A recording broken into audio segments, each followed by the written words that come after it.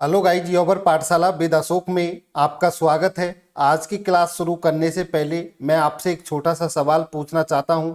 जब भी हम तिरंगे को लहराते हुए देखते हैं तो दिल में एक अलग ही गर्व और सम्मान की भावना आती है। लेकिन क्या आपने कभी सोचा है कि हमारे राष्ट्रीय ध्वज में 3 रंग ही क्यों हैं?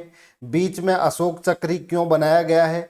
क्या इन रंगों का कोई विशेष अर्थ है और क्या तिरंगा हमेशा से ऐसा ही था? तो दोस्तों, आज हम समझने वाले हैं देश की पहचान राष्ट्रीय ध्वज तिरंगा के बारे में। आज की क्लास में हम जानेंगे कि तिरंगा के तीनों रंगों का अर्थ क्या है, अशोक चक्र का महत्व क्या है और इससे रिलेटेड एग्जाम में किस तरह के क्वेश्चन पूछे जाते हैं। मैं आपको गारंटी देता हूं, अगर आप इस क्लास में एंड तक बने रहते हो तो राष्ट्रीय ध्वज से रिलेटेड कोई भी क्वेश्चन आपका एग्जाम में गलत नहीं होगा। तो चलिए स्टार्ट करते हैं आज की हमारी क्लास राष्ट्रीय ध्वज। सबसे पहले बात करते हैं जो हमारा भारत का राष्ट्रीय ध्वज है वो तिरंगा है। क्या है? जो भारत का राष्ट्रीय ध्वज है वो तिरंगा है। राष्ट्रीय ध्वज राष्ट्र की पहचान और गौरव का प्रतीक होता है। जो हमारा राष्ट्रीय ध्वज है वो हमारे राष्ट्र की पहचान है और गौरव का प्रतीक है। भारत के ध्वज को तिरंगा कहा जाता है। जो भारत का ध्वज है उसको क्या कहा जाता है? तिरंगा कहा जाता है। यह संप्रभुता, एकता और अखंडता का प्रतिनिधित्व करता है। जो हमारा राष्ट्रीय ध्वज तिरंगा है यह संप्रभुता, एकता और अखंडता का प्रतिनिधित्व करता है। तो जो हमारा राष्ट्रीय ध्वज तिरंगा है वो राष्ट्र की पहचान और सम्मान है। तो हमारे राष्ट्र की पहचान क्या है? हमारा राष्ट्रीय ध्वज तिरंगा है और वही हमारे राष्ट्र का क्या है? सम्मान है। अब बात करते हैं राष्ट्रीय ध्वज जो तिरंगा है उसकी संरचना क्या होती है। तो हमारा जो तिरंगा होता है उसमें 3 रंग होते हैं। कितने रंग होते हैं? 3 रंग होते हैं। सबसे ऊपर जो रंग होता है वो केसरिया रंग होता है। कौन सा होता है? केसरिया रंग होता है, जो त्याग, बलिदान और साहस का प्रतीक है। किसका प्रतीक है? त्याग का है, बलिदान का है और साहस का। ये याद रखिए, कहीं सीधा पूछा जाता है कि त्याग का प्रतीक कौन सा कलर है, तो जो केसरिया कलर जो हमारे तिरंगे में सबसे ऊपर होता है वो त्याग का प्रतीक है, बलिदान का प्रतीक है और साहस का प्रतीक है। उसके बाद बीच में सफेद रंग होता है जो सत्य, शांति और ईमानदारी की बात करता है। किसकी बात करता है? वो सत्य, शांति और ईमानदारी का प्रतीक होता है। और जो सबसे नीचे है वो हरा रंग है जो समृद्धि, विकास और प्रकृति की बात करता है। किसकी बात करता है? समृद्धि, विकास और प्रकृति की। तो जो हमारा राष्ट्रीय ध्वज तिरंगा है उसमें 3 रंग होते हैं। सबसे ऊपर केसरिया रंग है, उसके बाद सफेद है और सबसे नीचे हरा रंग है। अब इसको आप ऐसे भी याद रख सकते हो, जो जमीन होती है वो कैसी रहती है? हरियाली रहती है जमीन पर, तो जमीन सबसे नीचे है, तो इसीलिए इस हरे रंग को कैसे याद रख सकते हो? तो सबसे नीचे वाला, बीच वाला सफेद हो ही गया और ऊपर वाला केसरिया।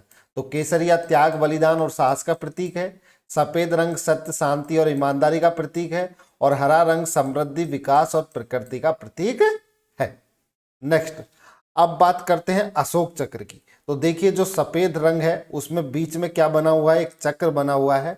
जो ये चक्र बना हुआ है इसी को क्या बोलते हैं? अशोक चक्र बोलते हैं। क्या बोलते हैं इसको? अशोक चक्र बोलते हैं। तो जो बीच में जो ये चक्र सा बना हुआ होता है इसी को क्या बोलते हैं? अशोक चक्र बोलते हैं। और इसके अंदर टोटल 24 तीलियां होती है। कितनी तीलियां होती हैं? 24 तीलियां। जो ये अशोक चक्र बना हुआ है इसके अंदर टोटल कितनी तीलियां होती हैं? 24 तीली। जैसे ये निकली हुई हैं, ये टोटल कितनी तीलियां हैं? 24 तीलियां हैं। और जो ये अशोक चक्र है ये अशोक के सारनाथ स्तंभ से लिया गया है। कहाँ से लिया गया है?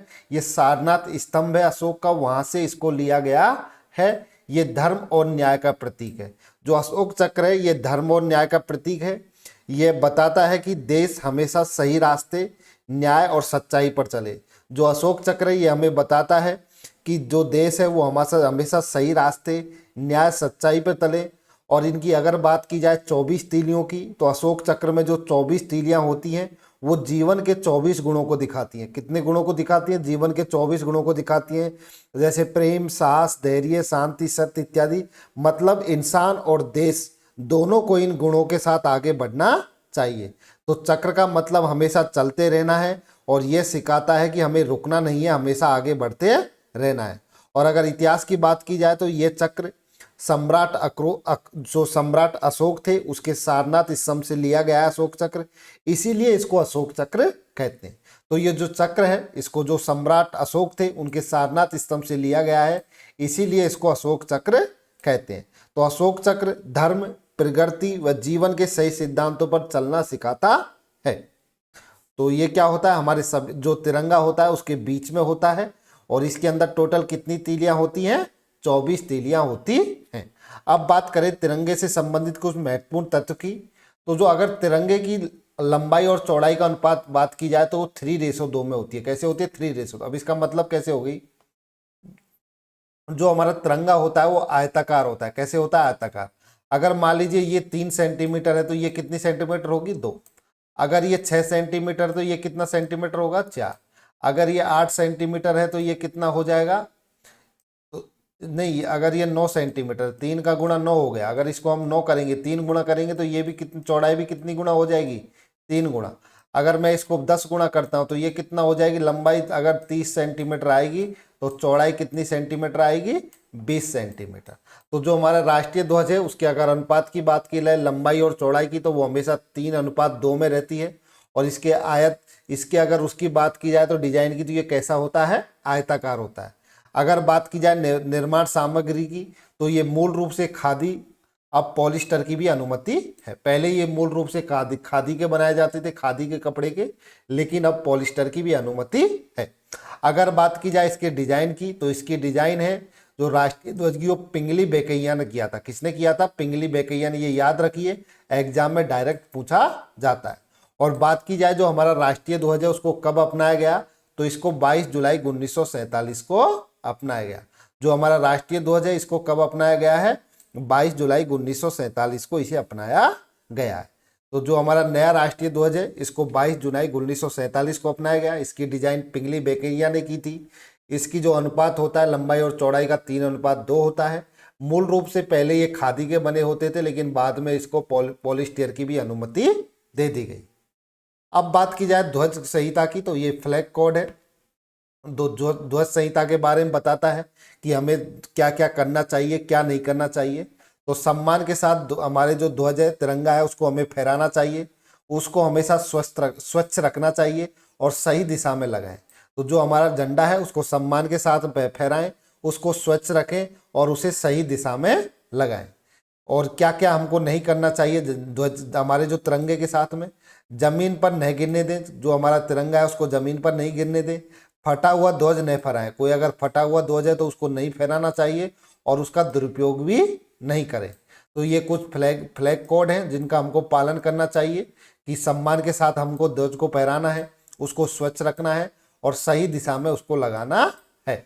और हमको क्या क्या काम नहीं करना चाहिए, उसको जमीन पर नहीं गिरने देना चाहिए, फटे हुए ध्वज का इस्तेमाल नहीं करना चाहिए, उसको नहीं फहराना चाहिए और उसका दुरुपयोग नहीं करना चाहिए। अब बात करते हैं ध्वज से रिलेटेड इंपॉर्टेंट फैक्ट, जो आपको बहुत कंफ्यूज करता होगा, आपको इसके बारे में इतना पता नहीं होगा। तो ध्वजारोहण बनाम झंडा फहराना अलग अलग होता है। जब 15 अगस्त होता है उसको हम स्वतंत्रता दिवस बोलते हैं, जबकि जो 26 जनवरी है उसको हम क्या बोलते हैं, गणतंत्र दिवस बोलते हैं। तो स्वतंत्रता दिवस के दिन जो झंडा है वो प्रधानमंत्री के द्वारा पहनाया जाता है। किसके द्वारा किया जाता है, झंडारोहण प्रधानमंत्री द्वारा किया जाता है। और जबकि 26 जनवरी को जो झंडा है वो राष्ट्रपति के द्वारा किया जाता है। झंडा किसके द्वारा फहराया जाता है, राष्ट्रपति के द्वारा फहराया जाता है। तो जो 15 अगस्त होता है उस पर जो झंडा है वो नीचे से ऊपर फहराया जाता है। मतलब जो ये हमारा तिरंगा है वो नीचे रहता है, उसको धीरे धीरे ऊपर ले जाया जाता है और तब उसके बाद उसको क्या किया जाता है, अनफ्रुल के दिया जाता है, मतलब उसको फैला दिया जाता है, फहरा दिया जाता है। लेकिन 26 जनवरी को ऐसा नहीं होता। 26 जनवरी को पहले से ही ऊपर रहता है, बस उसको क्या कर दिया जाता है, खोल दिया जाता है। तो 15 अगस्त को झंडे को पहले नीचे से ऊपर की तरफ ले जाया जाता है, उसके बाद उसको फहराया जाता है। लेकिन 26 जनवरी को जो हमारा झंडा रहता है वो हमेशा ऊपर ही रहता है, बस उसको डायरेक्ट फहरा दिया जाता है, नीचे से ऊपर नहीं ले जाया जाता। तो याद रखिए 15 अगस्त को झंडा पहले नीचे बंधा होता है, फिर उसे ऊपर फहराया जाता है, इसको ध्वजारोहण कहते हैं। और जबकि 26 जनवरी को झंडा पहले से ही ऊपर बंधा रहता है, रस्सी खींचने पर झंडा फहराया जाता है और इसी को क्या बोलते हैं, झंडा फहराना बोलते हैं। अब इसमें अंतर क्या है, तो हम बात करते हैं इनके अंतर की। तो 15 अगस्त को क्या हुआ था, 15 अगस्त 1947 में जब देश आज़ाद हुआ था तो तब हमारा झंडा पहली बार ऊपर छंडाया गया था। इसलिए हर साल 15 अगस्त को हम उसी मूवमेंट को रिपीट करते हैं। इसलिए झंडे को नीचे से ऊपर खींचकर हम फ्लैग होस्टिंग करते हैं। तो 15 अगस्त को क्या हुआ था, देश आजाद हुआ था 1947 में, तो तब हमारा झंडा पहली बार ऊपर उठाया गया था। इसीलिए हर साल 15 अगस्त को हम उसी मूवमेंट को रिपीट करते हैं, झंडा नीचे से ऊपर खींचकर होस्टिंग की जाती है। मतलब हमको गुलामी से आज़ादी मिली, झंडे को नीचे से ऊपर उठाया गया। लेकिन 26 जनवरी 1950 को भारत का संविधान लागू हुआ। उस दिन देश पहले से ही आज़ाद था, झंडा पहले ही ऊपर था, इसलिए इस दिन झंडा ऊपर ही बंधा रहता है और उसको क्या कर दिया जाता है, अनफ्रिलिंग, मतलब उसको खोल दिया जाता है। तो 15 अगस्त को याद रखिए, झंडे को नीचे से ऊपर ले जाकर के खोला जाता है, और जबकि जो 26 जनवरी होती है उसको झंडा पहले से ही ऊपर रहता है, बस उसको खोल दिया जाता है। तो याद रखिए 15 अगस्त को जो झंडा है वो प्रधानमंत्री के द्वारा किया जाता है झंडारोहण, और जबकि 26 जनवरी को हम जो झंडा फहराते हैं वो राष्ट्रपति के द्वारा फहराया जाता है। तो 15 अगस्त को हम झंडारोहण करते हैं, नीचे से ऊपर की तरफ झंडा जाता है, जबकि 26 जनवरी को हम झंडा फहराते हैं जो पहले से ही कहाँ रहता है, ऊपर रहता है। अब एक इंपॉर्टेंट फैक्ट भी याद रख लीजिए, जो 22 जुलाई 1947 को हमने इस झंडे को अपनाया था। कौन से झंडे को अपनाया था? इस वाले तिरंगे को हमने अपनाया था 22 जुलाई 1947 को। लेकिन उससे पहले हमारे पास इस प्रकार का झंडा था। कौन सा था?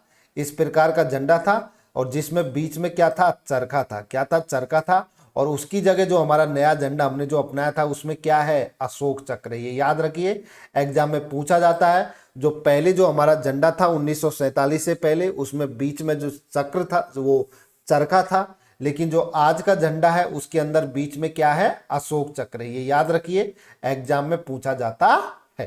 तो जो पहले 1947 से पहले जो हमारा तिरंगे था उसके अंदर क्या था, चरखा था, लेकिन 1947 के बाद उसकी जगह किसको डाल दिया गया, अशोक चक्र को डाल दिया गया। ये याद रखिए, डिफरेंट कई बार पूछा जाता है। तो अभी तक हमने हमारे राष्ट्रीय ध्वज तिरंगे के बारे में पूरा अच्छे से डिटेल में पढ़ा। अब हम इससे रिलेटेड कुछ क्वेश्चन करेंगे जो प्रीवियस ईयर एसएससी, बैंक और रेलवे की एग्जाम में पूछे गए हैं। भारत के राष्ट्रीय ध्वज का नाम क्या है? तो जो हमारा भारत का राष्ट्रीय ध्वज है वो क्या है, तिरंगा है। नेक्स्ट, राष्ट्रीय ध्वज में कुल कितने रंग होते हैं? तो जो हमारा राष्ट्रीय ध्वज है उसमें टोटल कितने रंग होते हैं? 3 रंग होते हैं, केसरिया, सफेद और हरा। राष्ट्रीय ध्वज का अनुपात क्या होता है? तो राष्ट्रीय ध्वज की जो लंबाई और चौड़ाई होती है वो किस में होती है? लंबाई और चौड़ाई होती है वो किस में होती है? 3:2 में होती है। किस में होती है? 3:2 में होती है। तो ये रखिए, ये वाला नहीं होगा।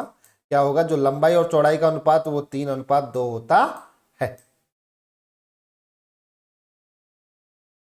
लेकिन अधिकतर इसको 2:3 लिखा जाता है। लेकिन अगर आपसे लंबाई और चौड़ाई पूछी जाए, अगर लंबाई और चौड़ाई का अनुपात पूछा जाए तो वो 3:2 होगा, और अगर चौड़ाई और लंबाई का अनुपात पूछा जाए तो वो कितना होगा? 2:3 होगा। ये याद रखिए, इसका आंसर हो जाएगा ऑप्शन बी। राष्ट्रीय ध्वज का अनुपात होता है 3:2।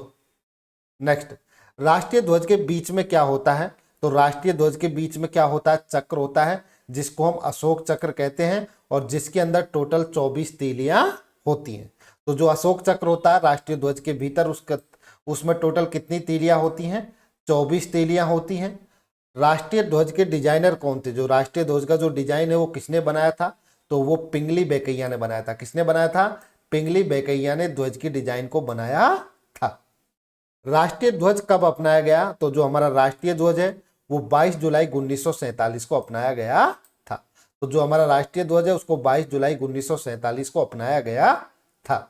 नेक्स्ट, ऊपरी रंग कौन सा होता है? जो हमारा तिरंगे का ऊपरी रंग होता है वो कौन सा होता है? केसरिया होता है। कौन सा होता है? केसरिया रंग होता है। सफेद रंग क्या दर्शाता है? तो जो हमारा बीच में सफेद रंग होता है वो किसकी बात करता है? शांति की बात करता है, सत्य की बात करता है, और ईमानदारी की बात करता है। नेक्स्ट, केसरिया रंग क्या दर्शाता है? तो केसरिया रंग किसको दर्शाता है? त्याग को दर्शाता है, बलिदान को दर्शाता है, और साहस को दर्शाता है। तो साहस को दर्शाएगा, ये सही होगा। शांति को नहीं दर्शाएगा, ना ही धन को दर्शाएगा, ना ही ज्ञान। तो किसको दर्शाता है केसरिया रंग? त्याग, बलिदान और साहस को। तो ऑप्शन के अकॉर्डिंग आंसर कौन सा हो गया? ऑप्शन ए, साहस।